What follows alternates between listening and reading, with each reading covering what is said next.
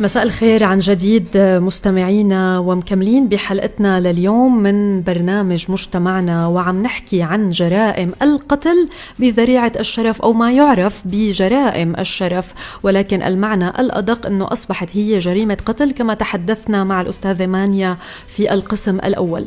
اليوم الدراما السورية، وكلنا بنعرف قد ايه الدراما السورية مهمة وقديش مؤثرة ليس فقط في سوريا بل في كل أنحاء الوطن العربي.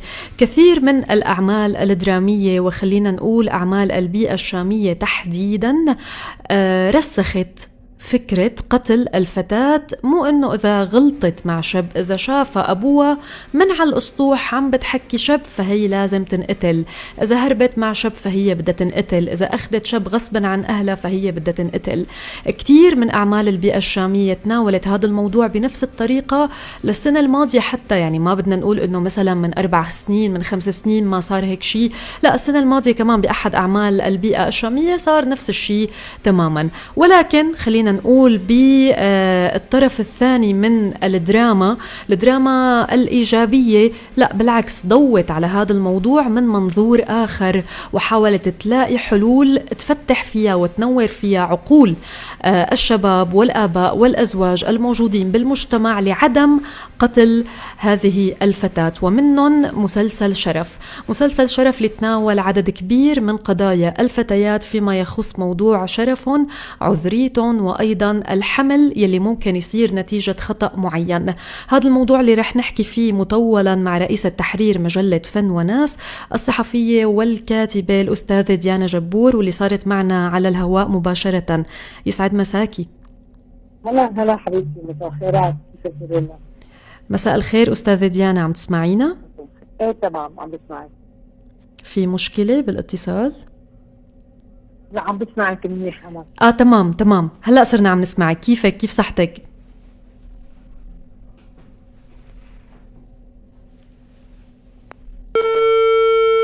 صار في مشكلة، رح نرجع نتصل بالأستاذة ديانا جبور. وكتير من المستمعين حضروا المسلسل وكتار لسه ما حضروا العمل، ولكن بشكل عام مستمعينا أنا ما بدي أحرق المسلسل للي ما حضره، ولكن نحن رح نتحدث عن نقاط رئيسية إلها علاقة بموضوعنا ببعده الاجتماعي وليس بالبعد الدرامي للعمل بحد ذاته، إنما هيدي قضية موجودة ونحن اليوم عم نحكي عنها لحتى نحاول نلاقي حلول ونعرف مين هو المؤثر الأكبر ومين له الدور الأكبر بالتأثير على عقول بعض الرجال الموجودة في المجتمع إلى يومنا هذا. رجعت لنا الأستاذة ديانا. ألو يا حبيبي معك. أي مساء الخير عن جديد. مساء الخيرات يا هلا بيكي. بدنا أول شيء أستاذة ديانا نحكي عن عمل شرف، والسؤال اللي بيتراود لأذهان الكل: هل هي قصص حقيقية أنت لمستيها على أرض الواقع أم هي من وحي خيال الكاتبة؟ بحقيقة معظمها بذرته كانت حقيقية أو واقعية، من خلال ملفات قضاء، من خلال جرايد، من خلال أحيانا السوشيال ميديا. أنا بالمناسبة بتعاطى بجدية مع السوشيال ميديا، بعتبر أنه هو هيك رائد من روائد اللي بنقدر نقيس فيه الرأي العام وما يجري بالمجتمع يعني. نعم.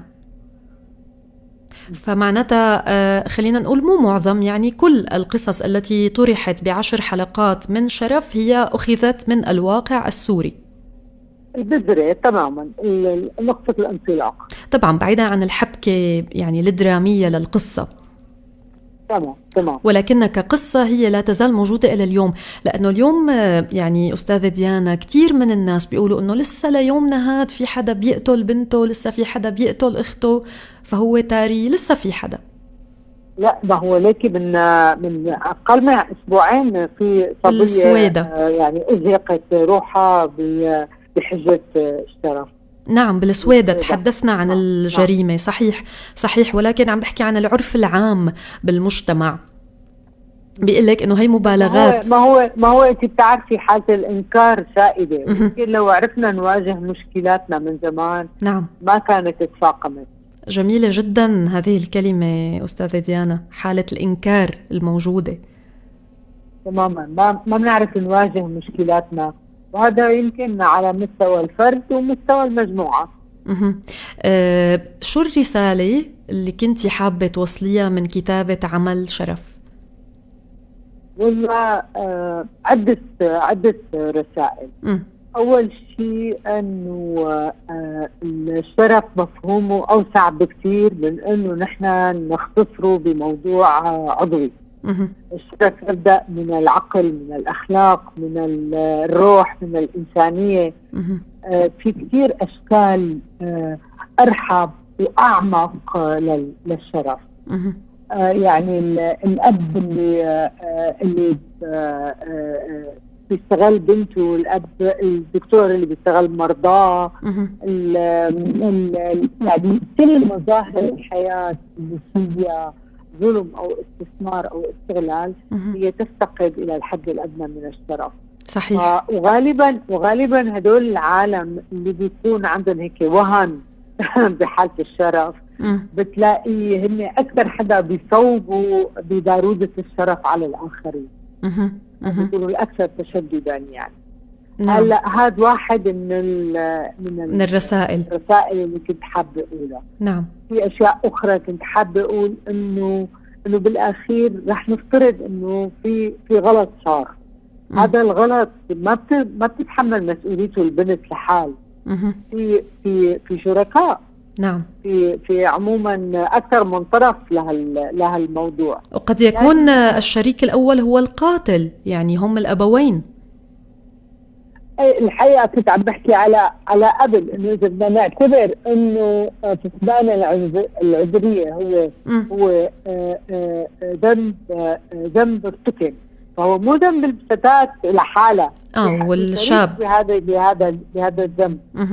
والحقيقة الأهم بالنسبة لي هي دعوة للغفران، للمسامحة، للمصالحة، لحتى نبدأ هيك بدايات إلى علاقة بأنه كل واحد يختار الحياة اللي بيقدر يكون فيها فاعل ومنتج بهذا المجتمع، بغض النظر عن إرثه العاطفي.